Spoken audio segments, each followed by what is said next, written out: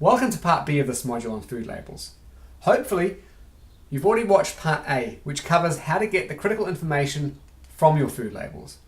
Part A may be all you need, so start with that first. If you are staying with us, you agree that it pays to know how food manufacturers make their products seem much better than they often are. The labels on the front of food packaging are basically advertising. They say, "Buy me," and feel good about it.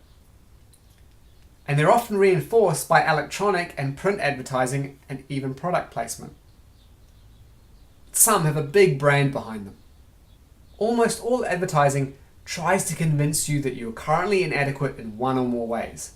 Advertising is telling you that you could look, feel, think, do, or otherwise be better than you are, and implies that the product or service being advertised will help you be or do better.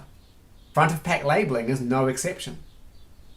Food manufacturers want you to see their products as an appropriate and even desirable part of your diet. One way they do this is to imply things about their products that really have nothing to do with nutrition or even taste. A common example involves getting you to associate their product with fun and happiness or even summer. Or selling it in terms of high availability. Most of the time though, manufacturers and sometimes retailers are great at highlighting some positive aspect of a product, in the hopes that you assume that same product also has other positive qualities that make it worth buying and eating. This has been dubbed the health halo effect. For the most part, it must work pretty well because manufacturers keep investing billions into the tactic. It would take too long to tackle each of these, but it's worth highlighting some common examples of the health halo. Before even looking at claims, it's worth asking, what's in a name? When it comes to food labels, the name is essentially unregulated, but usually carefully chosen to give a certain impression. What do you think of when you read or hear something as home-baked, homemade, or has the name Mom's or Mom's in front of it? Sounds comforting, doesn't it? It's also just meaningless enough to not get the manufacturer into trouble legally. I've been to a few glaciers. The water flowing from them didn't look that appealing. Unless water has been distilled or very thoroughly filtered, it's anything but pure in the true sense of the word. Then there are the manufacturers bold enough to label a whole range of foods with headings like healthy choice. I have to ask, who says these products are healthy? In what way are they healthy? Who are they healthy for? Although in legal terms there is such a thing as truth in advertising, enforcing it generally requires one or more complaints to be formally lodged, followed by long drawn-out court proceedings with uncertain outcomes. Because most claims are vague and they are open to interpretation. They're hard to prove, but they're also legally very hard to disprove. Don't assume that regulators are protecting you. Beyond brand and product names, manufacturers and retailers may make a range of claims. All natural is an industry favourite. The word natural has a wholesome, healthy ring to it. That's why manufacturers will use it whenever possible. Unfortunately, defining natural in legal terms has proved largely impossible because there is little agreement about when the line from natural to unnatural is finally crossed. Consider iodine on the right. It's an essential mineral our bodies need to make thyroid hormones. Plants get iodine from the ground, and we get it from the plants or animals that we eat. Now that sounds pretty natural to me. But because of low soil iodine, some countries don't have enough iodine occurring naturally in their food. So they add it to salt. The iodine added to salt is often dug out of the ground in a mining operation. Is the resulting iodized salt natural? Opinions will vary, and that's the problem. Basically, the word natural is meaningless precisely because it has such a diverse meaning to different people. Ignore it when you see it on food labels. You'll be much better off. For food labeling purposes, the term organic is a little more regulated and a little more meaningful than the term natural. There are several organisations that certify foods as organic, so the details can be a bit specific to country. I personally recommend clients buy certain organic fruit and vegetables, and depending on where they live, organic meat and dairy, mainly to reduce the amount of pesticides and herbicides in their diet. That's all fine and good. The problem is that manufacturers are all too keen to put the label organic or some version such as made with organic or contains organic on the label. They do this because they know it casts a health halo over the product. If people see the label organic, they make assumptions like the product has fewer calories, is richer in vitamins and minerals, or is otherwise healthier. Manufacturers know the research shows that people will often eat more of food labelled organic than they would of a food not labelled in that way. The truth is that cookies, biscuits, cakes, etc., made with organic sugar, oil or fruit aren't appreciably better for you than the conventional version. The same goes for muesli and granola, fruit juice, ready meals and so on. Healthy food choices may well be made even healthier if they're made with organically grown ingredients. But something simply being organic doesn't take the sting out of it. Manufacturers know the research shows that people will often eat more of food labelled organic than they would of a food not labelled in that way. The truth is that cookies, biscuits, cakes, etc., made with organic sugar, oil or fruit aren't appreciably better for you than the conventional version. The same goes for muesli and granola, fruit juice, ready meals and so on. Healthy food choices may well be made even healthier if they're made with organically grown ingredients. But something simply being organic doesn't take the sting out of it if it's an unhealthy food choice. It simply bumps up the price. There are other claims than natural and organic that tap into the values we hold. Things like ethical choice, fair trade, free range, low carbon footprint, approved by some organisation, low food miles, or simply vegan.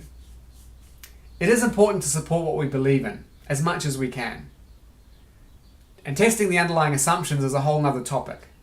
So let's just acknowledge that a more ethical or otherwise more environmentally friendly option isn't guaranteed to be a healthier option for you. For example, potato chips, deep fried and trans fat, are technically vegan. And they may have been grown and transported ethically, but that doesn't make them a healthy dietary staple. So when you're faced with this kind of branding, check the label. See if the assumptions you make actually hold true. Sometimes manufacturers don't just imply a product is good or healthy, but flat out say how or why in the form of a health claim.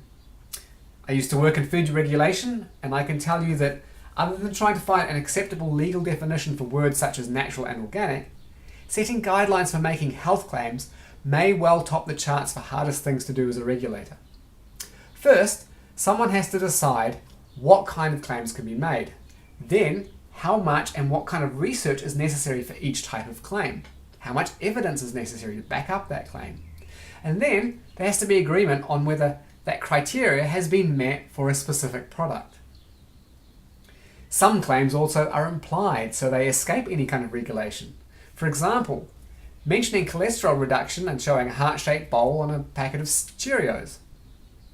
Other claims are broad, like long-lasting energy, which begs the question, long-lasting compared to what, and what do they mean by energy?